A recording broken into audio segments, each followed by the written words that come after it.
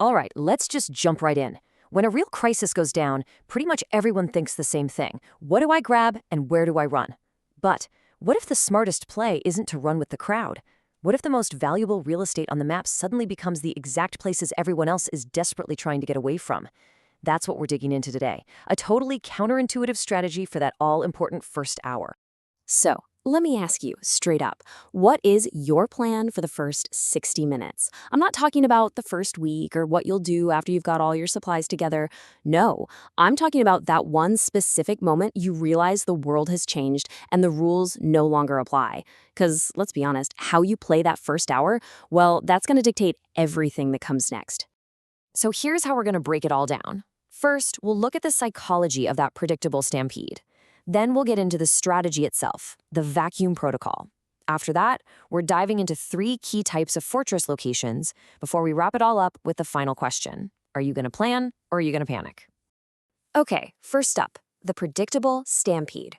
You have to understand the most immediate danger in any collapse isn't the event itself. It's not the earthquake, not the blackout. It's the totally predictable and usually self-defeating reaction of a panicked population. Getting your head around this is the key to absolutely everything. This right here, this is our panic lizard brain kicking into high gear. When a major threat hits, most people stop thinking and just react. They run towards what feels safe, they rush the grocery stores for obvious things like bottled water, and they follow the traffic jam just because that's where everyone else is going. And look, this behavior creates total chaos, for sure. But it also creates these incredible strategic opportunities for anyone who can just stay calm and think. And that brings us right to the heart of what we're talking about today, the vacuum protocol.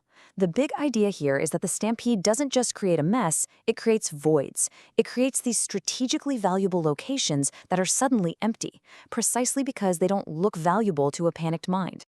And this chart really lays out the fundamental mindset shift. You see, stampede thinking is fighting somebody over the last case of bottled water at the supermarket.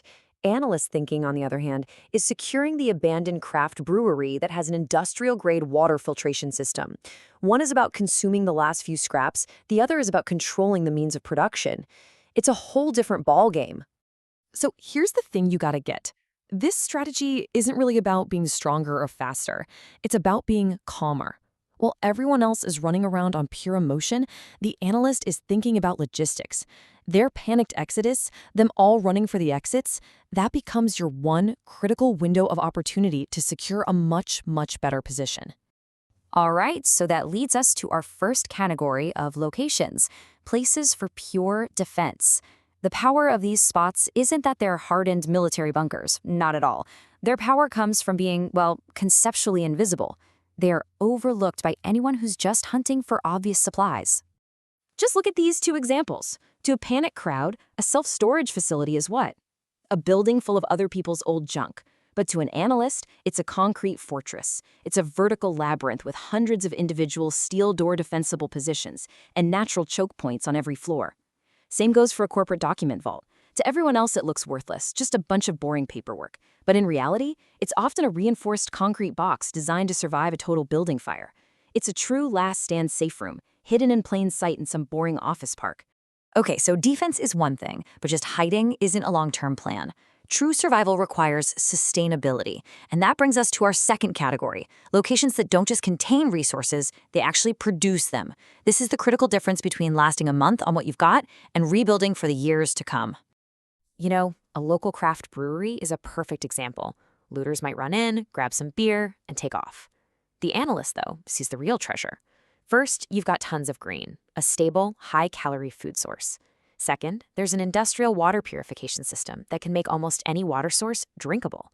And third, you have the ability to ferment ethanol. That's not for drinking. That's a critical medical supply for sterilization and first aid. It's basically a factory for food, water, and medicine all in one place. Or think about this, a commercial HVAC repair shop. While everyone else's gear is slowly breaking down with no way to fix it, this place has everything you need to repair it or just build something totally new. We're talking welders, pipe benders, and raw stock of copper and steel. You instantly go from being a consumer of tools to a producer of solutions. This is how you actually maintain an infrastructure when the global supply chain has just vanished.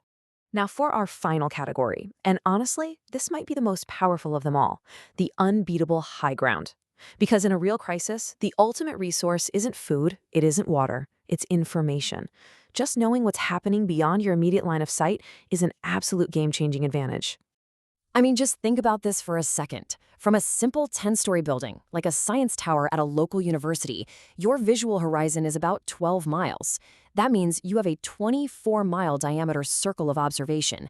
You can see threats approaching from miles away, you can track movement on major roads, you can monitor the weather, all while everyone else is stuck operating completely blind down at street level.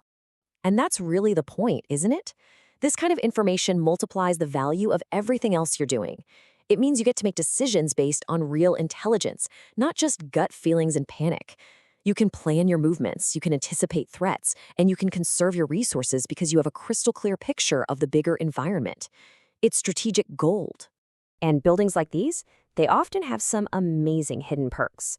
To protect all that sensitive research, they frequently have their own backup power systems, like diesel generators or solar arrays. And they contain this advanced equipment, think radio telescopes or weather radar, that could totally be repurposed to monitor communications and atmospheric conditions. It's an entire intelligence hub, just sitting there waiting to be occupied. So, we've gone through the strategy and we've looked at the prime locations, but we have to end this with a dose of reality.